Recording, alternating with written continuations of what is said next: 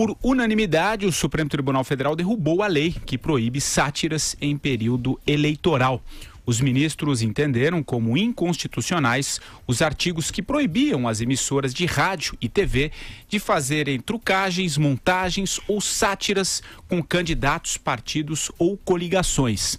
Para o relator da ação, Alexandre de Moraes, o trecho da lei configura censura prévia. Segundo ele, quem não quer ser criticado, satirizado, fique em casa, não seja candidato, não se ofereça para exercer cargo político. Desde agosto de 2010, os trechos da lei que eram questionados estavam suspensos por uma liminar do ministro aposentado Aires Brito. A liminar tinha sido referendada pelo plenário do STF em setembro daquele ano. Nesta quinta, os magistrados julgaram a questão em definitivo. O que você achou da decisão dela? Eu vou usar o fair play e vou passar por um expert no assunto. Marcelo Madureira. Fala aí, querido.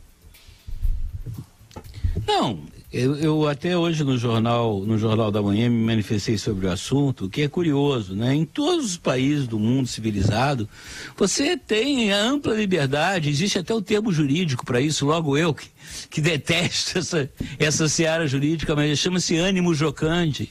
Né? É o direito que a sociedade tem, e a isso ela confere ao profissional do humor, ou mesmo aquele diletante do humor, de fazer as piadas sobre tudo e sobre todos.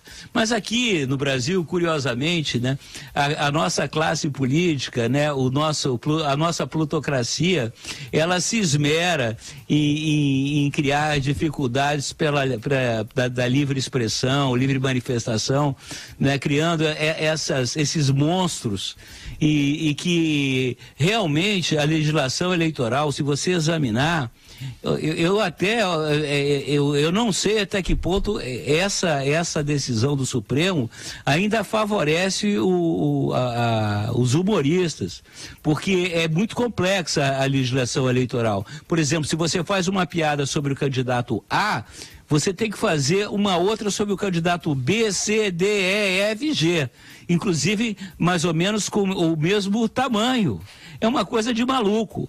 Isso aí é tudo feito pelos nossos legisladores, pelos nossos parlamentares, com um único objetivo de proteger a reputação que eles não têm, né? A moral, o caráter ilibado que eles também não têm, né? E também para proteger a falta de humor, a incapacidade que eles têm de conviver com o humor, que eles jamais terão.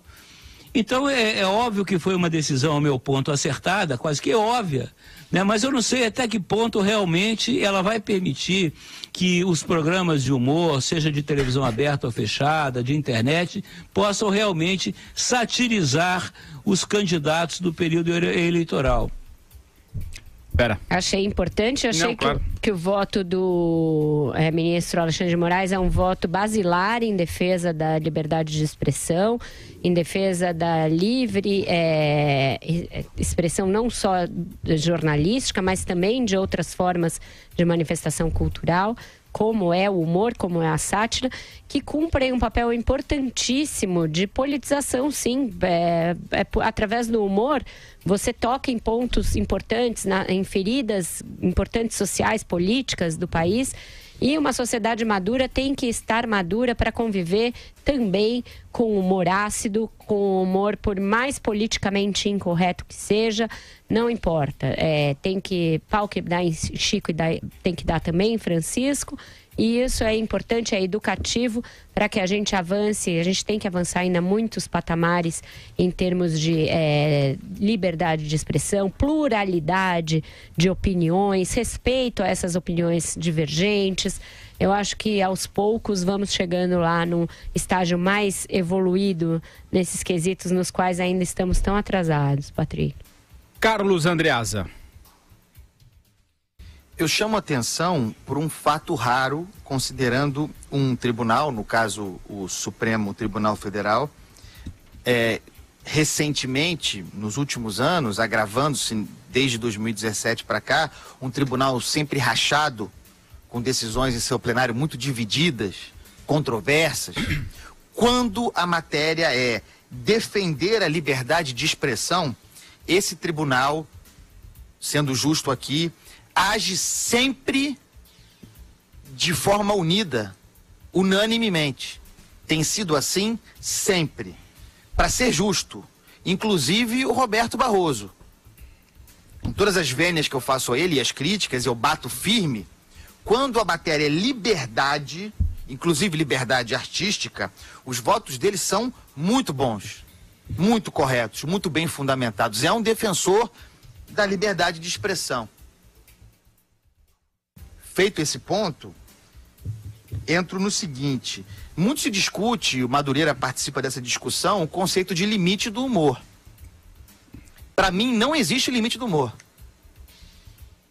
Se alguém não gosta de um quadro humorístico, de alguma sátira, existem os instrumentos legais de manifestação. E se sentir agravado, a justiça está aí para qualquer reparação. O que essa decisão do Supremo hoje cessa é a possibilidade de censura prévia. E nessa decisão não está contido apenas o humor, a sátira, está contido também o jornalismo. É uma vitória mais ampla do que simplesmente a da liberdade do humor. A nossa atividade aqui de poder falar e fazer crítica, e poder fazer crítica bem-humorada também, porque nós fazemos, foi assegurada nessa decisão. É preciso olhar para os Estados Unidos, por exemplo. Bom, poderia citar o caso do Caceta e Planeta, tá aí o Madureira. Quem não se lembra das históricas, deslumbrantes, maravilhosas sátiras dos nossos personagens políticos que aquele programa fazia? Isso foi sido acabado no Brasil, esvaziado. Por medo, por imposição do poder político. Olhem para os Estados Unidos. Lá é espetacular. Mesmo o político que você despreza, ele é satirizado e se permite participar da sátira. Brincar com a própria sátira. Quem não se lembra da Sarah Palin no Saturday Night Live? São vários exemplos. Esse é um modelo virtuoso de democracia que a gente tem que perseguir aqui no Brasil. Vai demorar, mas a gente vai chegar lá.